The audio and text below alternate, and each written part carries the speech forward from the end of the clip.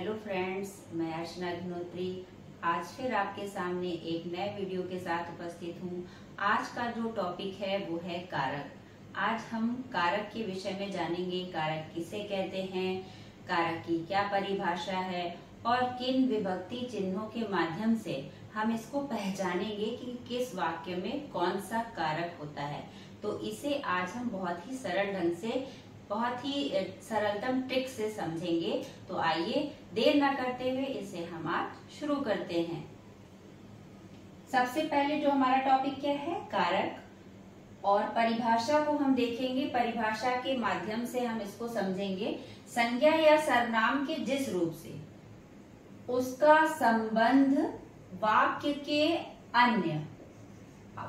के अन्य शब्दों के साथ जाना जाता है। यानी एक संज्ञा या सर्वनाम का संबंध किसी अन्य दूसरे वाक्य के संज्ञा या सर्वनाम से स्थापित हो या पता चले तो उसे हम क्या कहेंगे, कारक कहेंगे। इस आधार पर कारक को आसानी से समझा जा सकता है। यानी संबंध को बताने वाला क्या कहलाएगा, कारक कहलाएगा। हिंदी भाषा में जो मुख्य रूप से कारक हैं वो कितने हैं, 8 कारक बताए गए हैं।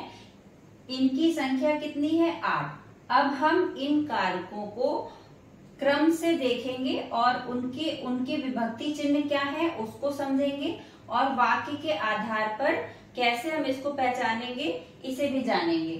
सबसे पहले आप देखिए, यहाँ पे कर्ता कारक दिया गया है। ये क्या है, कर्ता कारक, पहला कारक है ये। इसका चिन्ह क्या होता है, ने। यानी जिस वाक्य में यदि ने आएगा तो वो कौन सा कारक माना जाएगा, कर्ता कारक माना जाएगा।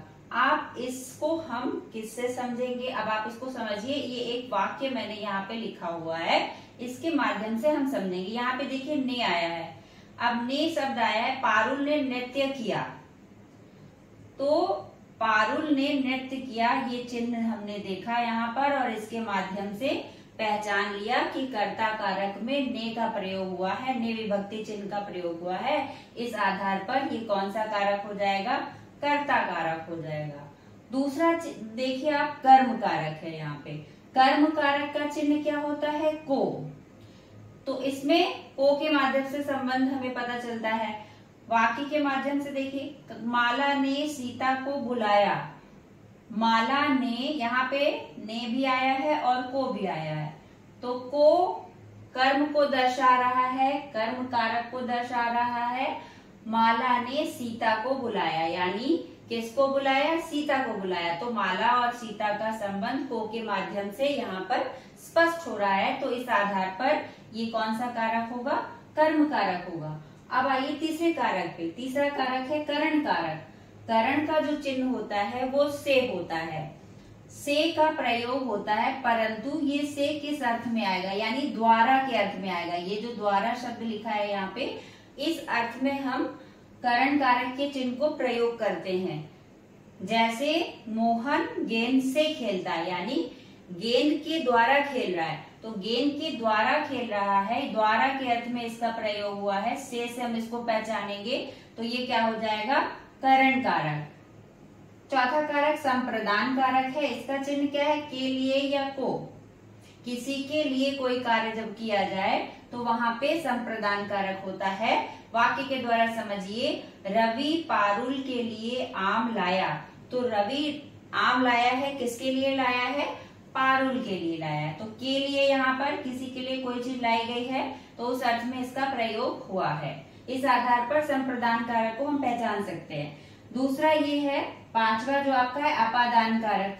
अपादान का भी चिन्ह से होता है और करण कारक का भी चिन्ह से होता है, परंतु दोनों में अंतर ये है कि इसको हम द्वारा के अर्थ में लेते हैं और जो संप्रदान कारक का चिन्ह है से, इसको हम अलग होने के अर्थ में लेते हैं। इन दोनों में बहुत ही डाउट और बहुत ही कंफ्यूजन रहता है सभी को। कोई भी, वो विद्यार्थी भी हो सकता है, पेरेंट्स भी हो सकते हैं, कोई भी हो सकता है।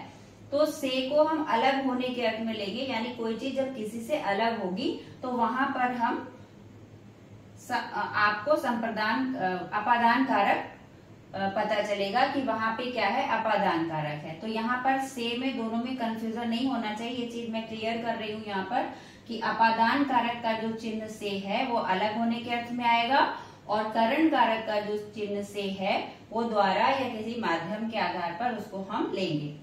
ठीक है, उदाहरण देखिए, पेड़ से पत्ता गिरता है। अब पेड़ से पत्ता अलग हो रहा है, यानी पत्ता जो है वो पेड़ से गिर के नीचे आ रहा है, तो अलग हो रहा है पेड़ से पत्ता। इस आधार पर यहाँ पर अपादान कारक हो जाएगा, ये आप आसानी से समझ सकते हैं इसके द्वारा। दूसरा संबंध कारक, आप देखिए संबंध कारक छठा कारक है, इसका संबंध दर्शाने वाला, यानी किसी के साथ कोई संबंध दर्शाएगा तो इन चिन्हों का प्रयोग होगा, का, की, के, को, के, रे, री इत्यादि। तो यहाँ पर वाक्य के द्वारा समझिए, सीता मीरा की बहन है, यहाँ पे देखिए की आया है। अब सीता किसकी बहन है, मीरा की, तो सीता का मीरा के साथ जो संबंध है वो दर्शा रहा है की। तो विभक्ति चिन्हों के माध्यम से हम इसको आसानी से समझ सकते हैं। इस आधार पर ये क्या हो जाएगा, संबंध कारक हो जाएगा। ठीक है, ये आपको क्लियर समझ आ गया होगा, संबंध कारक। अब आइए 7 नंबर पे अधिकरण कारक है, इसका चिन्ह में और पर होता है। अब में और पर विभक्ति चिन्हों के माध्यम से हम इसको समझेंगे। हेमा बस में बैठी, यानी हेमा जो है वो बस के अंदर बैठ गई है, तो बस का हेमा के साथ यहाँ पे संबंध दर्शाने का कार्य इस चिन्ह द्वारा पता चल रहा है। तो हम यहाँ पर समझ जाएंगे कि कौन सा कारक है, अधिकरण कारक है। और अगर हम पर का भी प्रयोग करेंगे, मान लीजिए मेज पर गेंद है, तो यहाँ पर पर चिन्ह आया है, तो उसके आधार पर हम समझ जाएंगे कि ये अधिकरण कारक है। अंतिम जो है वो क्या है, संबोधन कारक, यानी किसी को बुलाने के लिए, संबोधित करने के लिए हम जिन शब्दों का प्रयोग करते हैं, जैसे कि आप देखिए हे है, रे है, अरे आदि, तो इनका जहाँ पे प्रयोग होगा वहां पर कौन सा कारक आएगा, संबोधन कारक आएगा। जैसे हे राम, अरे शिव, तुम कब आए। अब तो यहाँ पे देखिए अरे आया है, ये आपका मार्क यहाँ पे चिन्ह लगा दिया जाता है संबोधन का। तो इस आधार पर इसको हम समझते हैं चिन्हों के माध्यम से, विभक्ति के माध्यम से।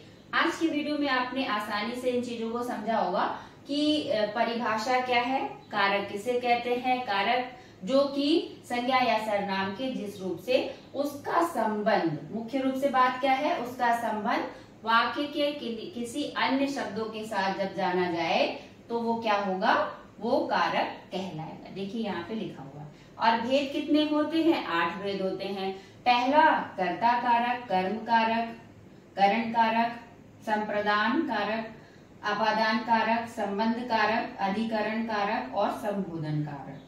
तो इनके चिन्ह भी आपने यहाँ पे देखे हैं, मैंने लिखे हुए हैं, ने, को, से, संप्रदान का के लिए है, अपादान का से है, संबंध कारक का काकी को, रे री रे है, अधिकरण कारक का में पर, संबोधन का हे, रे, अरे आदि।